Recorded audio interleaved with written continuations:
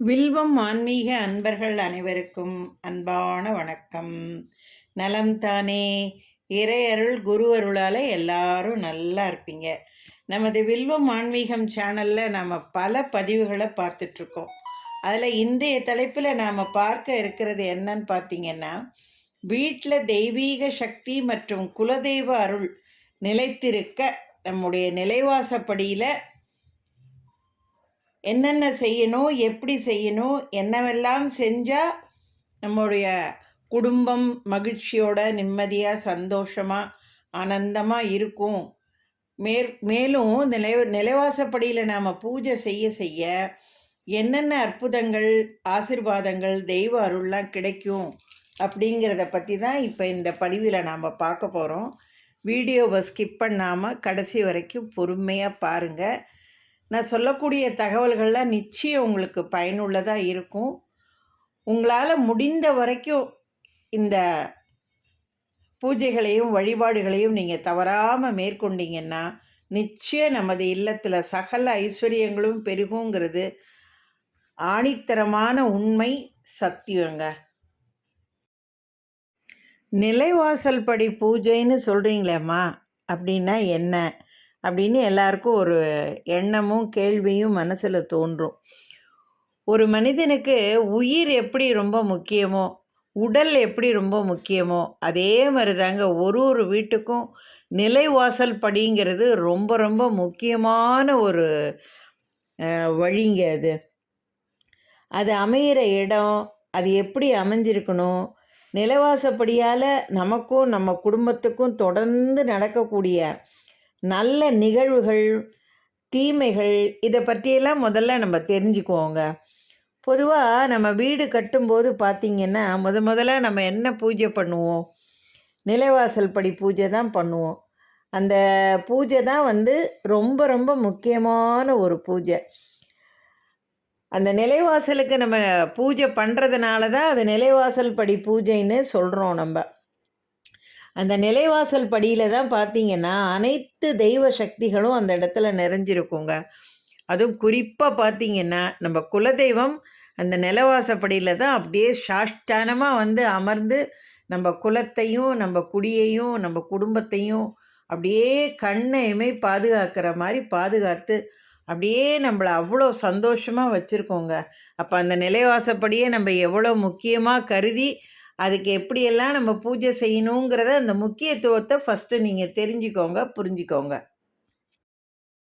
பொதுவாங்க வீடுன்ற ஒரு அப்படின்னு பார்த்திங்கன்னா அது ஒரு சாதாரண இடம் கிடையாதுங்க. நம்ம அது வாடகை வீடாக இருக்கட்டும், சொந்த வீடாக இருக்கட்டும், எந்த வீடாக இருந்தாலும் சரிங்க, ஒரு வீடுன்னு எடுத்துக்கிட்டிங்கன்னா அந்த இடம் ஒரு சாதாரண இடம் இல்லைங்க. அந்த வீட்டில் எப்பொழுதும் மகிழ்ச்சி, நிம்மதி, சகல ஐஸ்வர்யங்கள், சகல சௌபாக்கியங்கள் நிறைந்த மகாலட்சுமி அம்சம் நிறைந்த ஒரு வீடாக கிரகமாக அது இருக்கணுங்க அந்த வீடு. அப்போ அந்த மாதிரி ஒரு வீடு அமையணும் அப்படிங்கும்பொழுது அந்த வீட்டில் நம்ம ஒரு நிலைவாசல் படி, நமக்கு அந்த வாசப்படியை தாண்டி தானே நம்ம உள்ளேயும் வெளியேயும் போகணும். அதே மாதிரி தான் நமக்கு வரக்கூடிய நன்மைகளாக இருக்கட்டும், தீமைகளாக இருக்கட்டும், அத்தனையும் அந்த நிலைவாசல் படியை தாண்டி தான் உள்ளேயும் வெளியேயும் நம்ம போகும்போது நமக்கு ஏற்படக்கூடிய ஒரு நிகழ்வுகளுங்க. ஸோ அந்த மாதிரி நீங்கள் அந்த இடம் அவ்வளோ முக்கியத்துவமான இடங்கும்பொழுது நீங்கள் நிலைவாசல் படி பூஜை பண்ணும்பொழுது தெய்வீக சக்தியையும் சகல ஐஸ்வர்யங்களையும் சௌபாக்கியங்களையும் மகாலட்சுமி அம்சத்தையும் தெய்வ அருளையும் ஆக்ரிஷிக சக்தி எதுக்கு இருக்குது அப்படின்னு பார்த்திங்கன்னா, வெண் சங்கு நாணயங்கள், பஞ்சலோக தகடுகள், செப்பு நாணயங்கள், நவரத்தின கற்கள், தங்கம், இதற்கெல்லாம் பார்த்திங்கன்னா இந்த தெய்வீக சக்தியை ஆக்கிரமிக்கக்கூடிய மிகப்பெரிய பவர் சக்தி இருக்குங்க. ஸோ நம்ம நிலைவாசப்படி பூஜை பண்ணும்போது ஃபஸ்ட்டு இந்த பூமியில் பார்த்திங்கன்னா இந்த பொருள்களை எல்லாம் அந்த நிலவாச அடியில் மண்ணில் போட்டு ஒரு தங்க நாணயத்தையும் வச்சு நவரத்தின கற்களை எல்லாம் வச்சு அவ்வளோ ஒரு நேம நிஷ்டையாக அப்படியே அவ்வளோ ஒரு எப்படி சொல்கிறது, அவ்வளோ ஒரு பதிபக்தியோடு நம்ம அந்த நிலைவாசப்படி பூஜையை நம்ம ஒவ்வொருத்தரும் செய்வோங்க. இந்த நிலைவாசப்படியில் எந்த தெய்வம் இருந்து நமக்கு அருள் புரியும் அப்படின்னு பார்த்தீங்கன்னா, உங்களுக்கு எள்ளளவும் சந்தேகமே வேண்டாம். நம்ம குலதெய்வம் மட்டும்தாங்க. அந்த குலதெய்வம் தான் அப்படியே கண்ணை இமைப்பாக்கிற மாதிரி நம்ம நிலைவாசப்படியிலேருந்து நம்மளை காத்தருளுங்க. ஒரு வீட்டுக்கு காவலாக இருந்து நம்ம காக்கின்ற தெய்வமே நம்ம குலதெய்வம் தான். அப்படிப்பட்ட அந்த குலதெய்வம் நமது வீட்டில் நிலவாசப்படியில் இருந்து தான் நம்ம காக்கவே ஆரம்பிக்கும். அதனால தான் நீங்கள் நிலவாசப்படியே ரொம்ப சாதாரணமாக நினச்சிடாதீங்க. ஆமாம், என்ன உள்ளே போகிறோம் வெளியில் வரோம், எங்கேயாவது வெளியில் போனால் கதவு இழுத்து சாத்தி பூட்டிட்டு போகிறோம். இதில் என்ன ஒரு பெரிய இது? வீடுனா ஒரு கதவு இருக்கும், ஒரு வாசல்படி இருக்கும், அதெல்லாம் ஒரு சாதாரணமான இடம் தானே அப்படின்னு அலட்சியமாக நினைக்காதீங்க, அலட்சியப்படுத்தாதீங்க நிலவாசப்படியை. நான் ஆரம்பத்திலே சொன்ன மாதிரி நம்ம உடல் எவ்வளோ முக்கியமோ, அதில் நமக்கு உயிர் எவ்வளோ முக்கியமோ, மூச்சு எவ்வளோ முக்கியமோ, அது மாதிரியான முக்கியத்துவமான ஒரு இடம் நிலைவாசல் படி தாங்க. இப்படிப்பட்ட ஒரு தெய்வீக தன்மை உள்ள அந்த நிழல்வாசப்படிக்குன்னு சில ரூல்ஸ் எல்லாம் இருக்குங்க. அந்த நிலவாசப்படியில் எப்படி நம்ம அதை பயன்படுத்தணும், என்னென்ன மாதிரி பயன்படுத்தணும், எதை செய்யணும், எதை செய்யக்கூடாது அப்படின்னு சில வழிமுறைகளை எல்லாம், சில பரிகாரங்களையும், சில எளிய முறைகளெல்லாம் கூட நம்ம முன்னோர்கள் நமக்கு அழகாக சொல்லி கொடுத்து வகுத்து கொடுத்துட்டு போயிருக்காங்கங்க.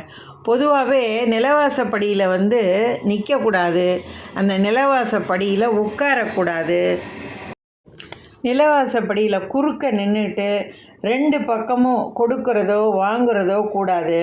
அப்போ நம்ம வெளியில் எங்கேயாவது கிளம்பும்போது நிலவாசல் படி நமக்கு தட்டிச்சின்னா இல்லை தடுக்குச்சின்னா உடனே வெளியில் போகாமல் மறுபடியும் வீட்டுக்குள்ளே முதல்ல உட்காந்து கொஞ்சம் தண்ணி குடிச்சிட்டு கொஞ்ச நேரம் நம்மளை ஆசுவாசப்படுத்திக்கிட்டு அதுக்கப்புறம் தாங்க பூஜை அறையில் போய் நின்று, இன்றைக்கி நான் நல்ல காரியத்துக்காக வெளியில் போகிறேன், எனக்கு எந்த தடங்களும் இல்லாமல் நல்லபடியாக நீ முடித்து கொடுக்கணுன்னு நம்ம பூஜை அறையில் சாமியை கும்பிட்டுட்டு நெத்தி நிறைய விபூதியை பூசிட்டு அதுக்கப்புறமா நம்ம வாசல்படியை தாண்டி நம்ம செஞ்சோன்னு சொன்னால் நம்ம போகிற காரியம் தடை இல்லாமல் நல்லபடியாக முடியுங்க. பொதுவாகவேங்க நம்ம வீடு கட்ட ஆரம்பிக்கும்பொழுது பார்த்திங்கன்னா, இந்த நிலைவாசல் படி, கொல்லைவாசல் படி, பூஜை அறை, இந்த இடத்துலலாம் நம்ம அமைக்கக்கூடிய இந்த மரங்கள் எல்லாம் பார்த்திங்கன்னா, இன்னென்ன மரங்கள் எல்லாம் வாங்கி அந்த மரத்தினால் செய்த நிலைவாசல் படியாக இருக்கட்டும், பூஜை அறையாக இருக்கட்டும், கொல்லைப்புற அந்த நிலைவாசல் படி இதெல்லாம் நீங்கள் அமைப்பாங்கங்க. ஏன்னா ஒரு சில மரங்களுக்கு தெய்வ அருள், தெய்வ சக்தி, நான் ஏற்கனவே சொன்ன மாதிரி சகல சௌபாக்கியங்களையும் நமக்கு அள்ளித்தரக்கூடிய ஐஸ்வர்யா நிறைந்த மரங்களாக அதெல்லாம் இருக்குங்க. அதெல்லாம் பார்த்து தான் வாங்குவாங்க. போன உடனே கண்ணில் தெரிகிற மரங்களையெல்லாம் வாங்கிட்டு நிலவாசப்படியெல்லாம் செய்ய மாட்டாங்க. இன்னென்ன மரங்களில் செஞ்சால் தான் இன்னென்ன சக்திகள், தெய்வ அருள் நமக்கு பரிபூர்ணமாக கிடைக்கும்னு சொல்லி அந்த காலத்தில் முன்னோர்கள்லாம் அதுக்குன்னு ஒரு வழிமுறையை ஏற்படுத்தி அதன்படி செஞ்சு தான் வீடே கட்டுவாங்க, நிலவாசல் படியே செய்வாங்க. இப்படிப்பட்ட அம்சங்களோடு கொண்ட அந்த நிலவாசப்படியை வீடு கட்டி அமைக்கிறதுங்கிறது ஒரு முக்கியத்துவம்னு சொன்னால் கூட, அதுக்கப்புறம் நம்ம அந்த வீட்டில் குடியிருக்கு போனதுக்கு அப்புறம் ஒவ்வொரு நாளும் அந்த நிலவாசப்படியை நம்மளால் முடிஞ்ச வரைக்கும் எப்படியெல்லாம் நம்ம சுத்தபத்தமாக வச்சு பராமரிக்கணும், அதையும் ஒரு தெய்வமாக நம்ம மனசில் கருதி அந்த நிலவாசப்படிக்கு என்னென்ன மாதிரியான பூஜைகளை மேற்கொள்ளணுங்கிறதையும் நம்ம அடுத்தது தெரிஞ்சுக்கலாங்க. நம்ம பொதுவாகவே நிலைவாசல் படின்னு பார்த்திங்கன்னா 2 புறமும் வாசல் படி அடி பகுதியிலேருந்து, அதாவது எப்படி அந்த படத்தில் இருக்குது பாருங்கள், அது மாதிரி அந்த பூமியிலேருந்து தானே அந்த கதவு நமக்கு ஆரம்பிக்கும். ஸோ அந்த இடத்துல நிலவாசப்படியில் 2 பக்கமும் முன்னையும் சரி பின்னையும் சரி நல்ல மஞ்சளை நீங்கள் பன்னீரில் குழச்சிக்கிட்டாலும் சரி, இல்லை சாதாரண தண்ணியில் குழச்சிக்கிட்டாலும் சரி, நல்லா குழச்சிக்கிட்டு அதை கிட்டத்தட்ட 1 அடி அகலத்துக்கு 2 பக்கமும் நல்லா அந்த மஞ்சளை அந்த நிலவாசப்படியில் நல்லா கையால் நல்லா பரப்பி விட்டு நல்லா பளிச்சுன்னு தெரிகிற மாதிரி அந்த மஞ்சளை ஃபஸ்ட்டு நல்லா அதில் பூசி விடுங்க. கொஞ்சம் காஞ்சதுக்கு அப்புறம் அதில் வைக்கிற குங்கும பொட்டு பார்த்திங்கன்னா உங்கள் குடும்ப வழக்கப்படி உங்கள் வீட்டில் உங்கள் முன்னோர்கள் எப்படி பயன்படுத்திட்டு வந்தாங்க அப்படிங்கிறத கணக்கில் வச்சுக்கிட்டு பொதுவாக ஒத்தப்படையில் வர்ற மாதிரி நீங்கள் பொட்டை வைக்கணும். 5, 7, 9, 11 அந்த மாதிரி ஒத்தப்படையில் வர மாதிரி நீங்கள் குங்கும பொட்டை வைக்கணுங்க. நம்ம பாட்டு நம்ம இஷ்டத்துக்கு கண்ட இடத்துல மஞ்சளை தடவணும், நம்ம கண்ணுக்கும் மனசுக்கும் என்ன தோணுதோ ஏதோ ஒன்று பொட்டு வைப்போன்னு பொட்டு வைக்கிறதோ அந்த மாதிரிலாம் நீங்கள் பொட்டு வைக்கக்கூடாதுங்க. அந்தந்த இதுக்குன்னு ஒரு விதி இருக்குது, ஒரு முறை இருக்குது, ஒரு தெய்வ சக்தி இருக்குது, தெய்வ அருள் இருக்குது. அதெல்லாம் நீங்கள் முறையாக பின்பற்றி அந்த மாதிரி நீங்கள் அழகாக அதில் மஞ்சளை தடவி நீங்கள் குங்குமம் பொட்டு வைக்கணுங்க. அடுத்தது மாவிலை தோரணம் கட்டுறது. இந்த மாவிலை தோரணம் கட்டுறதுங்கிறது அவ்வளோ ஒரு தெய்வ சக்தி நிறைஞ்சதுங்க. இப்போ நாங்கள்லாம் வெளிநாட்டில் இருக்கோம்மா, நாங்கள் எங்கே மாவிலை தோரணத்துக்கு நாங்கள் போகிறது அப்படின்னா கண்டிப்பாக கிடைக்கும் மாவிலை தோரணம். நீங்கள் மாவிலை தோரணம் கிடைச்சிதுன்னா அதை வாங்கி நீங்கள் மாவிலை தோரணம் கட்டி அது காஞ்சி போயிடுச்சுன்னு வச்சுங்க, நீங்கள் பச்சையாக இருக்கிறத விட மாவிலை தோரணம் எவ்வளோக்கு காயுதோ அவ்வளோக்கு அதில் அவ்வளோ தெய்வ சக்தி அதீதமாக நிறைஞ்சிருக்குங்க. வெளிநாட்டில் வாழ்கிறவங்களாம் அந்த மாதிரி மாவிலை காஞ்சிட்டா கூட, இல்லை மாவிலை கிடைக்காத இடத்துல கூட மாவிலை காஞ்சிடுச்சுன்னா அதனால் அதை தூக்கி போடணுங்கிற அவசியம் இல்லை. அது பாட்டு நிலவாசப்படியில் நீங்கள் எப்படி கட்டி தொங்க விட்டுருக்கீங்களோ அதே மாதிரி தொங்க விடுங்க. நம்மளை போல் தமிழ்நாட்டிலையோ இல்லை மற்ற இடங்கள்லையோ வசிக்கிறவங்க நமக்கெல்லாம் மாவில் நிறைய கிடைக்கும் அடிக்கடி நமக்கு. ஸோ கொஞ்சம் காஞ்சதுக்கு அப்புறம் இல்லை இலையெல்லாம் கொஞ்சம் கொஞ்சமாக கீழே உழ ஆரம்பிக்குதுங்கும்போது திருப்பி புதுசாக ஒரு மாவிலை தோரணத்தை நம்ம ரெடி பண்ணி நிலவாசப்படியில் மாவிலை தோரணம் கட்டி வைக்கிறதுங்கிறது ரொம்ப ரொம்ப முக்கியமான ஒரு தெய்வாம்சம் நிறைஞ்ச ஒரு செயலுங்க. சில பேர் வேப்பிலை கூட கட்டுவாங்க. வேப்பிலை அம்மனுடைய சுரூபமாக கட்டுறது தான். இப்போ நம்ம கோயிலெல்லாம் காப்பு கட்டுறோம் அப்படின்னு சொன்னால் வேப்பிலை கட்டி அங்கங்கே நீட்டாக தொங்க விட்டுருப்பாங்க பாருங்கள். கோயிலில் இந்த கடைசியிலேருந்து அந்த கடைசி, அந்த கடைசியிலேருந்து இந்த கடைசின்னு இந்த வேப்பிலையை கொத்தா சணலில் கட்டி அதை ஒரு இது மாதிரி மாலை மாதிரி சரமாட்டம் கட்டியிருப்பாங்க. அது கோயிலுக்கு தான் அந்த மாதிரியெல்லாம் செய்வாங்க. நம்ம வீட்டுக்கு செய்யணும் அப்படிங்கும்பொழுது அது கூட உங்களுடைய குடும்ப வழக்கம் எப்படிங்கிறத நீங்கள் பார்த்துக்கிட்டு அதுக்கு தகுந்த மாதிரி நீங்கள் வேப்பிலையும் கட்டலாம். சில பேர் என்ன பண்ணுவாங்க, புது வீடு கட்டுறவங்க, ஆமாம் இதெல்லாம் யார் மஞ்சளை தடவுறேன் குங்குமத்தை தடவுறேன், அதுக்கு அழகாக ஒரு பெயிண்டில் மஞ்சள் பெயிண்ட்டை அடித்து விட்டு அதிலே நல்ல அழகாக ஒரு சிவப்பு பெயிண்டால் பொட்டு வச்சா முடிஞ்சு போச்சு அப்படின்னு தோணுவோம். தயவு செஞ்சு அந்த மாதிரிலாம் நினைக்காதீங்க. மஞ்சள் ஒரு சிறந்த கிருமி நாசினிங்க, ஆன்டிபயாட்டிக். அது அந்த காலத்துலலாம் அம்மை மற்ற நோய்கள் எல்லாம் அடிக்கடி வரும். அப்புறம் தேவையில்லாத விஷ ஜந்துக்கள்லாம் நிலவாசப்படியாக கிராஸ் பண்ணி வீட்டுக்குள்ளே வரும். இதெல்லாம் தடுக்கிறதுக்காகவே அந்த காலத்தில் என்ன பண்ணுவாங்கன்னா, வாசல் படியில் 2 பக்கமும் முன்னையும் பின்னையும் மஞ்சளை அடிக்கடி தடவிக்கிட்டே இருப்பாங்கங்க. ஸோ அதனால் அந்த பூச்சிகளோ விஷ வண்டுகளோ இல்லை தீய சக்திகளோ எதுவுமே வீட்டுக்குள்ளே நுழையாமல் அந்த மகாலட்சுமி தெய்வ அம்சமானது அந்த இடத்துல நிலச்சி நின்று, நம்ம குலதெய்வமும் அந்த இடத்துல நினச்சி நின்று நமக்கு வரக்கூடிய ஆபத்துக்களை எல்லாம் மலை போல் வர ஆபத்தெல்லாம் பனி போல் நீக்கி தடுத்து நம்மளை காத்தருளும். அப்படிங்கிறதுனால கண்டிப்பாக நீங்கள் நிலவாசப்படிக்கு மஞ்சளை நல்லா குழைச்சி பூசி அதில் குங்குமம் போட்டு வைக்கிறத தயவு செஞ்சு முறையாக கடைபிடிங்க. இப்போ இந்த நிலவாசல் படிக்கு மஞ்சள் குங்குமம் இதெல்லாம் வைக்கணும்னு சொல்கிறீங்களேம்மா, இதெல்லாம் எப்போ வைக்கணும், எப்படி வைக்கணும், எப்பப்பெல்லாம் இதெல்லாம் வைக்கணுங்கிற ஒரு கேள்வியும் சந்தேகமும் உங்களுக்கு வருங்க. ஒவ்வொரு செவ்வாய் வெள்ளியும் நிலவாசப்படியை நல்லா தொடச்சிட்டு சுத்தம் பண்ணிவிட்டு மஞ்சளை நல்லா தடவி குங்குமத்தை வச்சு ஒவ்வொரு செவ்வாய் வெள்ளியும் அதே மாதிரி தொடர்ந்து செய்யணும். இல்லை வாரத்தில் ஒரு நாளாவது வெள்ளிக்கிழமையிலையாவது அதை நீங்கள் தொடர்ந்து செய்ய நீங்கள் கடைபிடிக்கணுங்க. அது நீங்கள் மஞ்சள் குங்குமம் வைக்கிறது பெருசு கிடையாது. எப்படி வீட்டில் தினமும் காலையில் நம்ம தெய்வ படங்களுக்கெல்லாம் நம்ம பூவெல்லாம் வச்சு ஏதாவது ஒரு நெய்வேத்தியம் வச்சு ஒரு தூப தீப ஆராதனை காமிச்சு உதிரி பூக்களை சுவாமிக்கு நம்ம போடுறோமோ அதே மாதிரி அங்கே நீங்கள் பூஜை ரூமில் அதை நீங்கள் காமிச்சிட்டு அப்படியே அதே தூப தீப ஆராதனையே இந்த நிலவாசல் படியிலையும் நீங்கள் கீழேயும் சரி நிலவாசப்படி மேலேயும் சரி நீங்கள் அதே மாதிரி காமிச்சு அந்த உதிரி புஷ்பங்களை எப்படி நம்ம வந்து கிரகப்பிரவேசம் பண்ணும்போது நிலவாசப்படிக்கு பூஜை பண்ணிவிட்டு அந்த உதிரி பூவை ஐயர் கையில் கொடுத்து நிலவாசப்படிக்கு போடுங்க, கீழே நிலவாசப்படிக்கு போடுங்க அப்படின்னு சொல்லும்போது நம்ம போடுவோம் பாருங்கள்.